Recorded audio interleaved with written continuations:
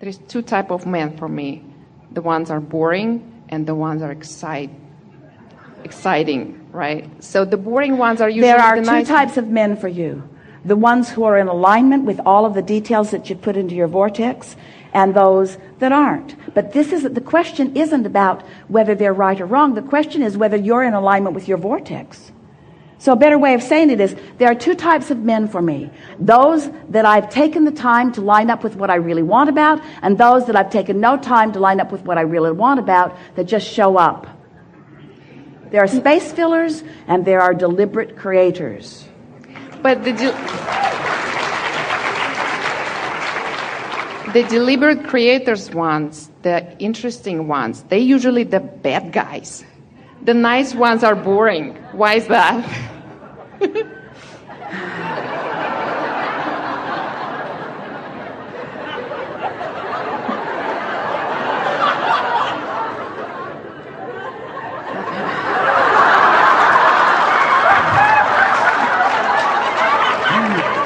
All right, we're going to start at the very beginning.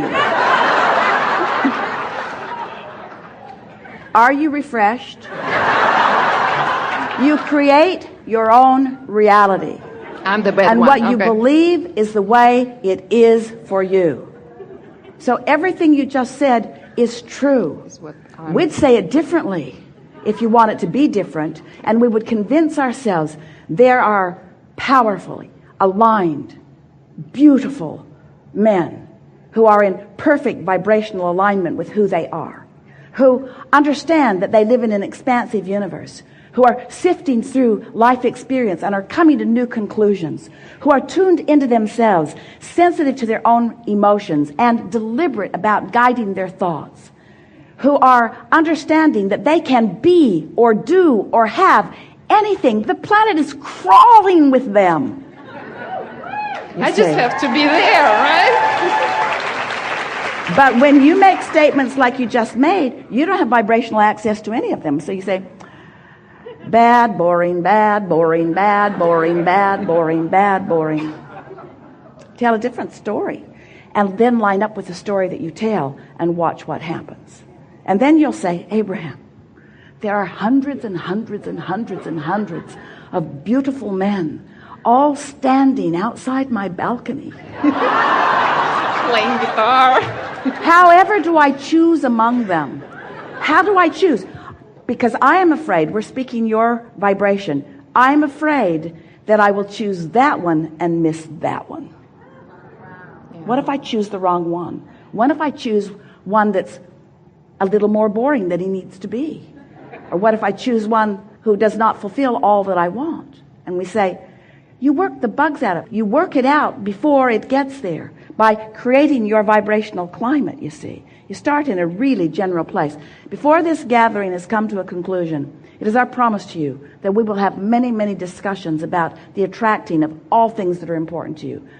This is a basis of understanding. You can be or do or have anything that you choose. And we can feel that your desire is in a strong place. Your belief is in the process of catching up with it. And you know, don't you know? Do you know? I know. Do you know the way it feels when you say, what I want is hard to find? How does that feel? Awful. How does it feel when you say, what I want is rare and therefore hard to find? How does that feel? How does it feel when you say, what I want has already been identified by me, and Source is my placeholder on all of these magnificent details? And when I find a feeling, an impulse, I follow it. And with that impulse will come more information. Maybe what you're wanting is already completely created, is finalized for now, and is in your vortex. And maybe your work is just to find your way there. And when you do, we're going to talk a lot about, do you get how things move from that vibrational reality into your see it, hear it, smell it, taste it, touch it reality? Do you understand how that is?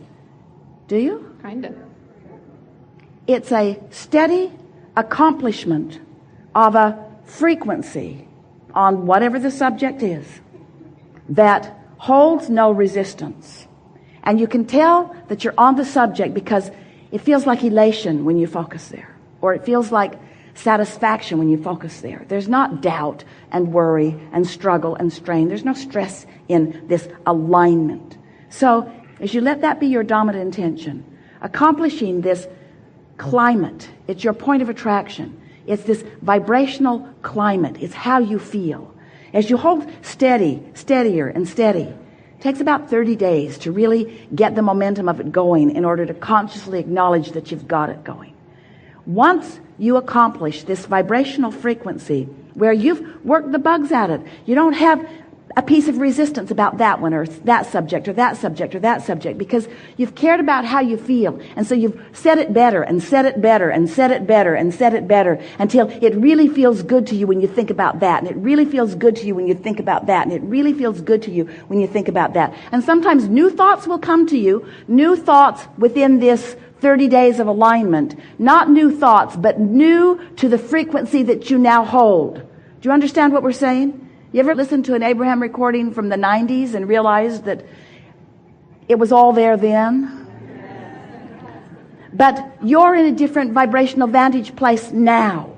And so as you re-listen from your now, as you rethink, so something is introduced into your now vibration, and you feel it in your now. You can feel whether there are resistant bugs to work out or whether it's in perfect alignment. And so as you do that work, so that you've accomplished on this subject of importance to you, harmony with what's in your vortex, so that there's no vibrational variance between what you've created, what source has tended to, what law of attraction has gathered, what's there ready to manifest in your experience. There's no vibrational variance between that and where you are. So then, now, movement begins to happen. It begins to move into your experience. So how does that happen? You become the realizer, the realizer of it. You become the realizer of it. You become the manifester of it. You feel the frequency of it. You feel the impulse of it. It comes in the form of an idea. I think I'll go to this restaurant. I might meet someone. Oh, he's a hungry cat. You feel this impulse to go somewhere. You feel this emotion that comes to you. These manifestations start coming. And then rendezvous begin happening. Circumstances and events begin happening. And because you have deliberately tended to the frequency of it, because you've deliberately tended to the frequency of it, when the manifestations begin to be realized by you, you recognize them. You don't miss them. You recognize them. You bounce off of them. You add to the momentum of them until before you know it, wherever you're standing in relationship with anything you want, you're feeling at ease about it because you know that things are always working out for you. And you begin to understand, this is so what we want you to understand, that you really didn't want the direct route to all of those things that you think you want anyway, because there are so many pieces of what you think you want that you're going to find along your trail to it, you see. There's no manifestation that satisfies you for very long. Esther would say to Jerry, oh, that's a beautiful car. That's a beautiful car. I think you should buy that for me. I think it will make me happy for the afternoon. And so there's got to be more and more and more and more and more and more. It turns out that it is that gap between where you are and where you're going that is life as you are living it. And if you are moving in the direction, hear this is the secret to happiness that you've been looking for. If you are moving in the direction of your identified desires, you're happy in this moment. If you're moving in opposition to your identified desires, you are unhappy in this moment. So all you got to do is acknowledge, I can tell whether I'm happy or whether I'm not. Can you? Can you? Can you? Can you? Can you? Can't you feel it? See? And so, don't you want to meet up with someone and say, oh, did I ever have a wonderful time on my way to you? Looking for you has been the richest, most rewarding part of my life experience. I'm so glad that you didn't come to me that first day. I would have missed out on all of this wonderful experience. As Esther and Barbara and Mark and Scotty and Sandy were making their way from Texas here. David. They got to the Dallas airport, which was where their connection was, and their plane was delayed for a few hours.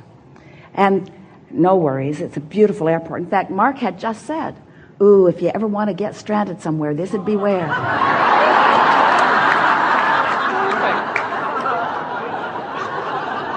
And Esther said, I know, look at this place. Every wonderful thing imaginable. Food and shopping everywhere around. Lovely seats, places to plug things in. It was really beautiful place. And so then they found out that their flight was delayed.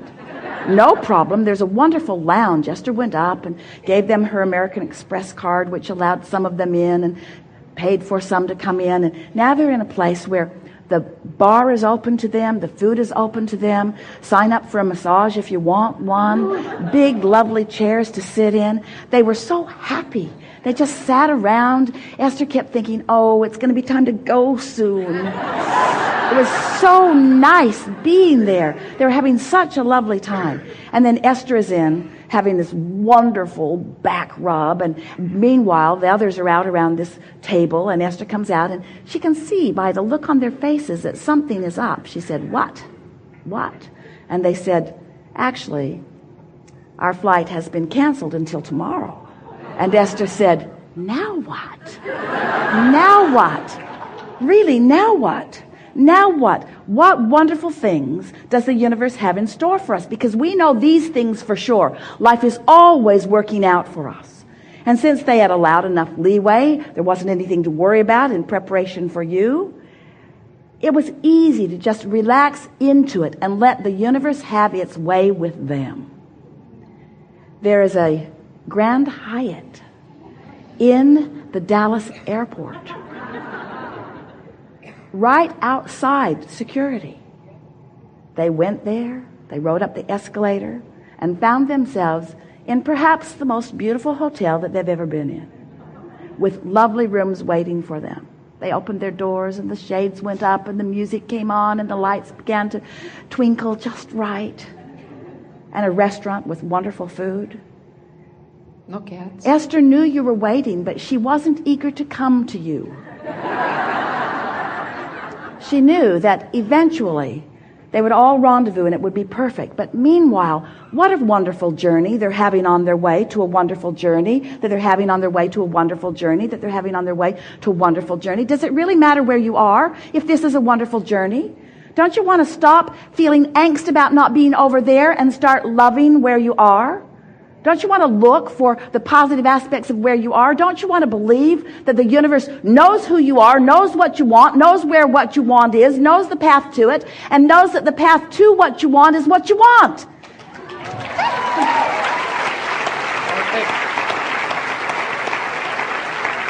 So it is so fun to say, it might be you, it might not be you, it might be you, it might not be you, it might be you, it might not be you, it might be you, it might not be you.